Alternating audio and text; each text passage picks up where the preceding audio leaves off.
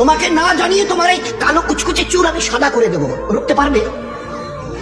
তোমার এই চোখের লাল চাহনি আমি ঝাপসা করে দেবো, ঠেকাতে পারবে?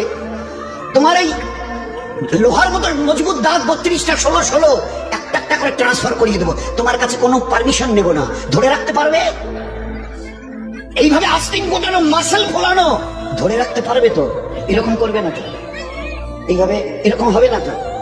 সামনে এসে একটা পান দিচ্ছে এই হাত, চাচা এই হাতটা নিলেন, এই হাতটা কালেন, আরে বাবা দেখ না চিমটি কাটাতে কিচ্ছু নেই। আসমান থেকে আওয়াজ দিচ্ছে, ও হাত তোমার কথা শুনে আমার, এ হাত তোমার কথা শুনে আমার। আমি এর পাওয়াজকে শেষ করে নিয়েছি।